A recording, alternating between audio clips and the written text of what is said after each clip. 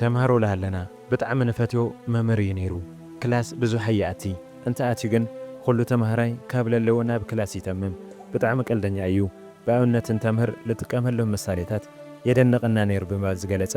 ናይ ቀደም ተምሃሪው ገመቹ መረራ እዩ ገመቹ ይቕጽል ሓደ ግዜ ስለ ሕብረት ለምሃረ ሰለስተ ዓይነት ሕብረት ኣለዎ ኢሉ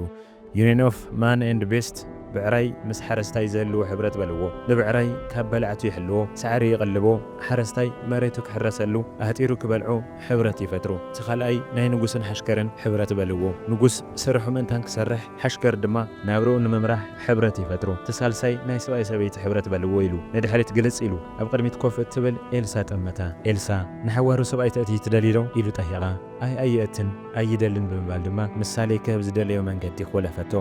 ምናበለ ድማ ለቀድሜት ድሕሪ ምኻድ ውላድስ ከልየኪ ኣይትደሊ ዶ ብምባል ብድጋሚ ጠየቓ ንሳ ድማ ፍጥን ኢላ ውላድ ስባይ ደሊ ኢላ ምስ መለሰትሉ ፍሽኽ ኢሉ እምበኣር ከም ድንግል ማርያም ውላድ ንምግናይ ከይትሓስብ ብምባል ፍሽኽ ኢሉ ትምህርቱ ቀጸለ እዛ ብላዕሊ ዘሎ ኣብነት ናብ መቐለ ዩኒቨርሲቲ ናይ ሕጊ መምህር ዝነበረ ጌታቸው ረዳ ካሕሳይ ኣመልኪቱ ናይ ቀደም ተምሃሪኡ ገመቹ መረራ ለቐመጡ ሓሳብ እዩ ዘመነ ውልደቱ 1996 ይንበብ ከተማ ኣላማጣ ሓደ ህፃን ናብ ዝዓለም መምጽያ ኣብ ግዜ ቆልዕነቱ ጀሚሩ ብትምህርቱ ኣዝዩ ንፉዕ ተጫዋቲ ኣንባቢ ብፍላይ ድማ ናይ እንግሊዝኛ ናይ ምዝራብ ክእለቱ ልድነቕ ነይሩ ብሓደ እዋን ጋዜጠኛ ስሜነ ባይፈርስ ከም ዝገለጾ ኣብ ናይ ዕሸል ዕድሚኡ ተምሃራይ ሻዕይ ክፍሊ እናሃለየ ቢቢሲ ሽልማት ጽቡቕ ሰማዒ ብዝብል ሸሊምዎ እዩ ጌታቸው ረዳ ካሕሳይ ቀዳማይ ዲግሪኡ ኣብ ዩኒቨርሲቲ ኣዲስ ኣበባ ብሕጊ ተመሪቑ ካልኣይ ዲግሪኡ ድማ ኣብ ኣሜሪካ ዝርከብ ኣብ ኣልባማ ዩኒቨርሲቲ ተኸታቲሉ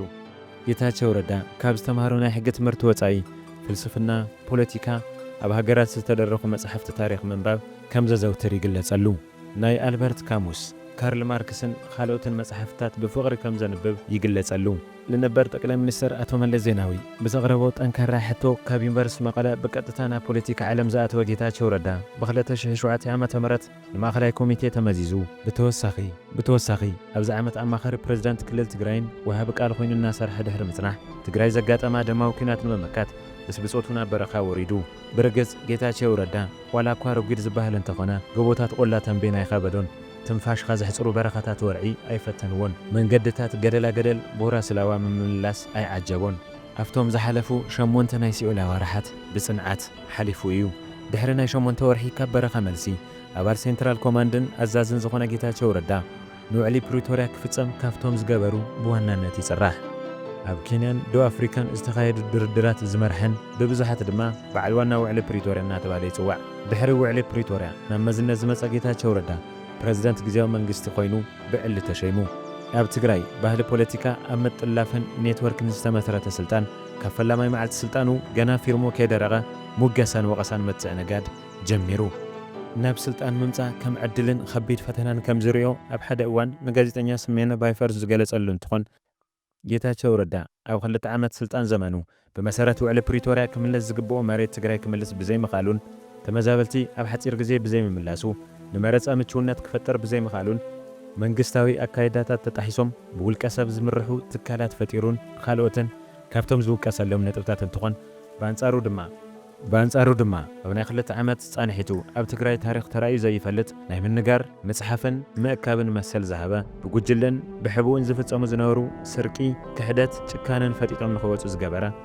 ኣብ ባህሊ ፖለቲካ ትግራይ ስልጡን በሪ ዝኸፈተ ክለማመድ ዝገበረን ብምባል ብዙሓት ይምስክርሉ ኣነ ተዋሪደ ህዝቢ ትግራይ ቅንዕ ኢሉ ተኸይዱ ምንም ኣይመስለንን ሓደ ነገር ከረጋግጸልኹም ኣነ መራሒ ኮይነ ክሳብ ዘለኹ ኩናት ኣይህሉን ዝበለ ጌታቸው ረዳ ካብ ስልጣኑ ንምልዓል ኣብ ዝተገበሩ ሓይሊ ዝተሓወሶም ዕግርግራት ከምቶም ካልኦት መራሕቲ ትግራይ ናብ ናይ ቁሸት ፖለቲካ ወሪዱ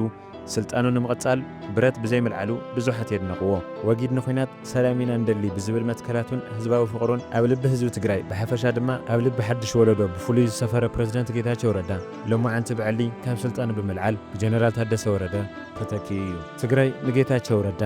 ኣዳራሻት ዓጽያ ይቀተል ዝበለት ኣብ ኣኼባታት ጫማ ዝደርበየት ኣብ ብዙሓት ሚድያታት ሽም ፕሬዝዳንታ ዘጸለመት ኬላታት ዓጽያ ክትዕፍን ዝሞከረት ዘይባህላ ዝኾነ ሓዱሽ ለውጢ ፖለቲካ ንምቕባል ዝተሓሰመት ኮይና ሓሊፋ እያ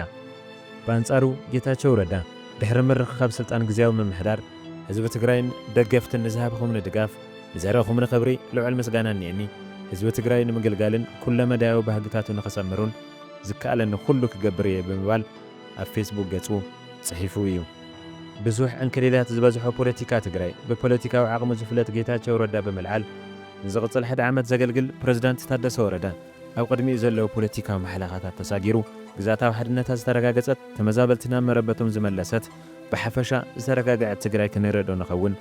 ግዜ ዝፈትሖ እዩ።